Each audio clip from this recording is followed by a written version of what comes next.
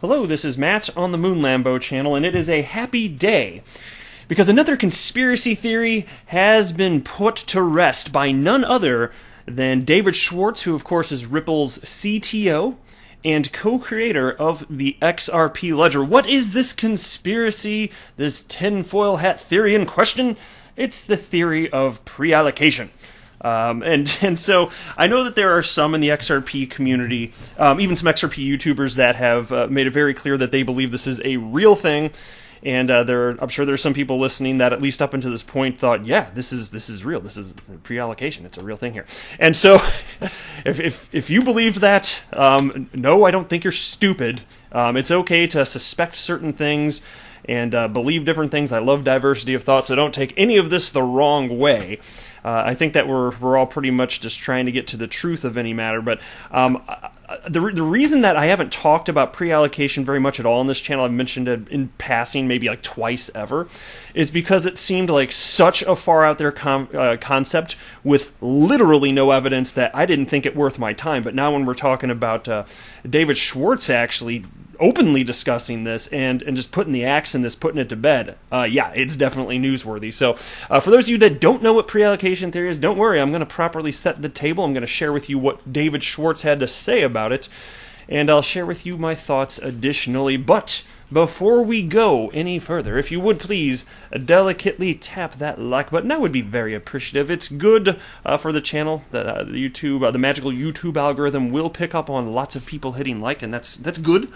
And also, go ahead and subscribe to the Moon Lambo channel, where I do not spout off conspiracy theories as fact, and I'm proud to state that this is a non-hype channel. So if that seems like it might be your jam, definitely go ahead and subscribe. Despite my silly name, I know I have the stupidest name out of any possible XRP YouTuber, Moon Lambo, but it was designed to be a joke. So, I have a sense of humor. Chuckles. All right, so pre-allocation theory, and so I came across this blog, and I wanted to cover just a little bit of it, because this is just, I wasn't really familiar with this individual, but they have this Coil blog, and this is written by Billionaire, XRP pre-allocation theory. And this is definitely an individual who is also very sold on this, and so I want to share with you a little bit of this. Escrowed XRP, who does it belong to? That is the billion-dollar question. Well, I'm going to stop right there already. The answer is Ripple. Ripple owns the escrowed XRP. All right.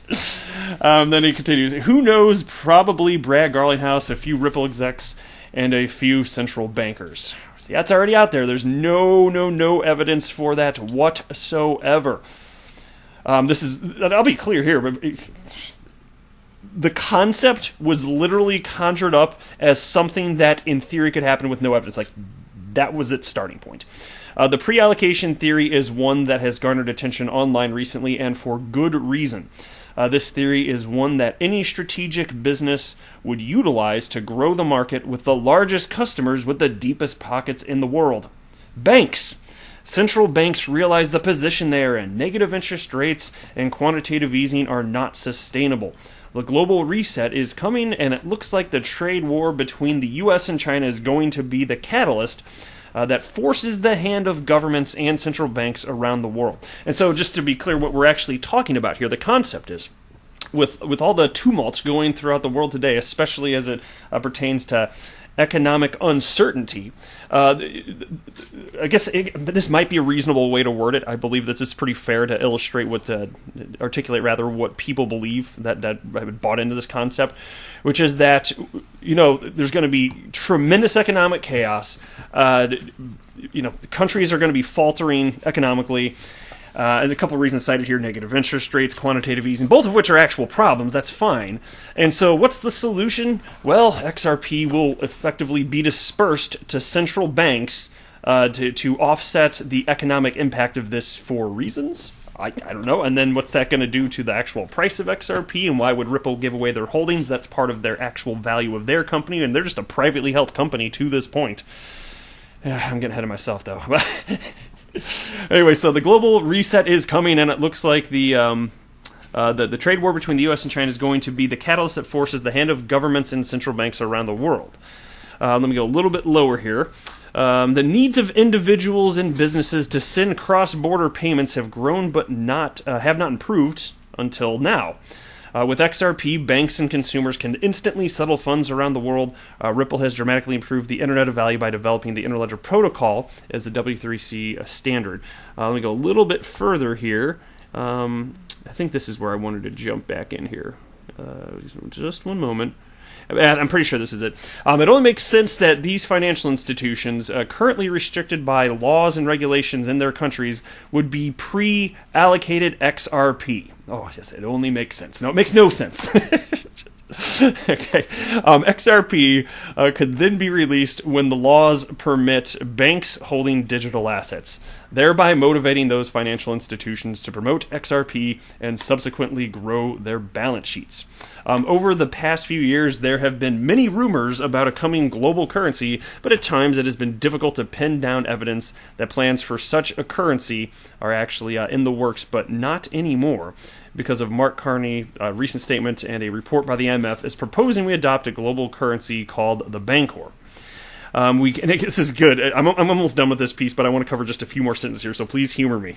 Okay. And again, I also want to make sure everybody understands what this concept is anyway. We can't predict the future, but we can look at the facts in front of us. I haven't seen any evidence of any other digital assets that are capable of being highly liquid by nature. Well, Bitcoin actually is. Scalable to accommodate 7.5 plus billion people. Inexpensive. Option to become quantum resistant. Zero counterparty risk. And ultimately eliminate systemic risk monetary policy brings to the global economy. And so XRP does all that apparently.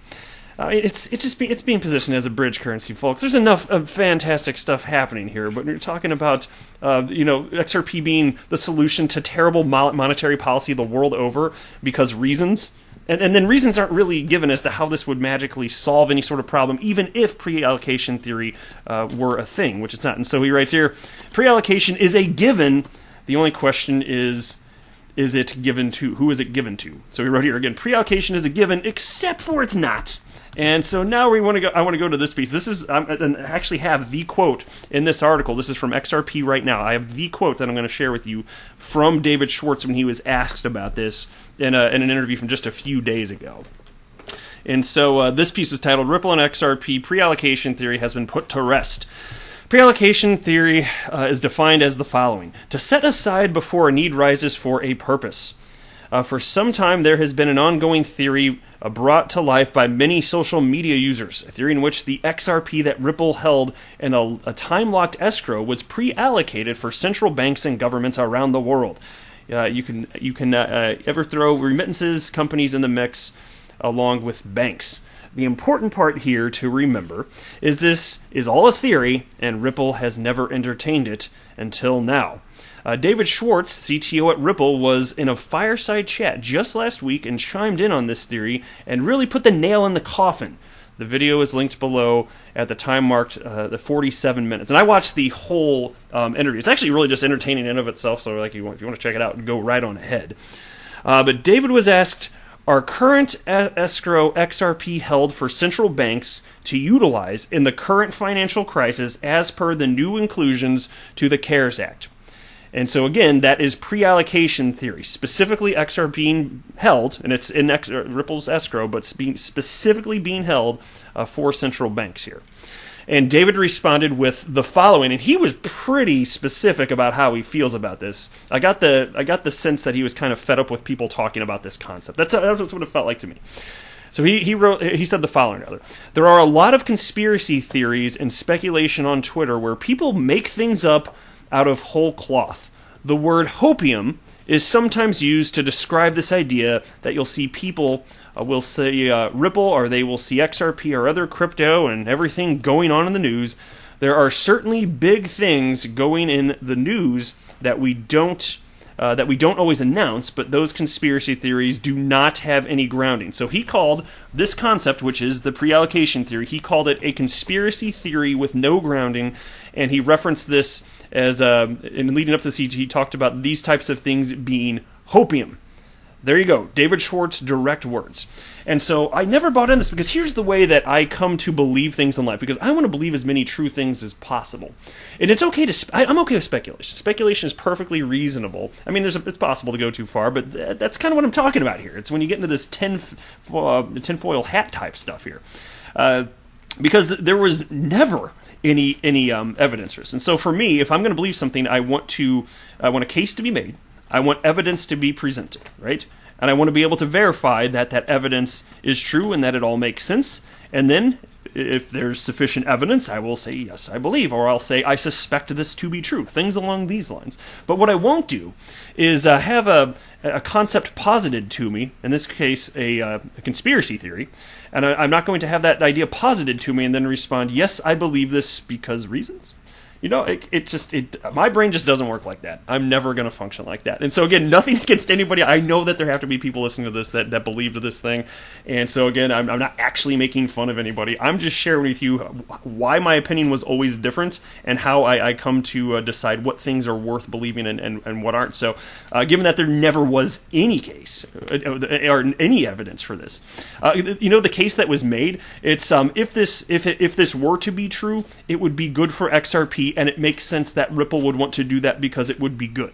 But even then, I'm not convinced that it would be good for Ripple because they'd be giving up all of their monstrous XRP holdings. And they have, just 3 years ago, they announced that they have a 30 release plan for XRP having nothing to do with pre-allocation. They've already publicly cited that in a Ripple Insights blog. So even just because of that, I was just sort of like, come on, guys. That was kind of how I felt about it internally. There's a reason I didn't talk about it because I was like, what's the point? I mean, it came up, like I said, a couple times, and I mentioned that I don't buy into this concept, but I was like, okay, some people do, but now it's dead. It's dead, and I would like to not talk about this ever again. So can we all agree that it's not worth discussing any further? I certainly hope so. But I've also said in the past too, and I still firmly believe this as well. It's just there's so many great things going on in the XRP ecosystem that we don't need to fabricate things which have not a leg to stand on and push for them and say, yeah, but it would make sense even though there's no evidence. It doesn't make sense to do that. There's so much good stuff going on in the space. That's why I'm proud to be a non-hype type of guy. So, just my humble opinion. But again, if you thought differently, this is not some sort of jab at you. I still think you're super duper awesome, and we should still be friends. It's okay. I'm just sharing with you, man. It's okay to have a divergence in beliefs and opinions. And it's just that if you are the type of person that is willing to have beliefs and opinions not based on facts and reason, actual reason, then that's where we're going to diverge. Like, we're always going to. Pick any topic, I'm going to diverge from you, unless there are facts. But there we are. So you can tell me what you think below. Are you one of the people that always thought that this was a silly conspiracy theory? Are you one of the people that thought, yeah, this might make sense? Or are you one of the people that firmly believed it to be true? I'm sure there's all sorts of varying opinions of people listening right now, and I am curious as to hear your thoughts on this, but unquestionably, this concept of this theory is dead. Actually, let me cover a little bit further in this article.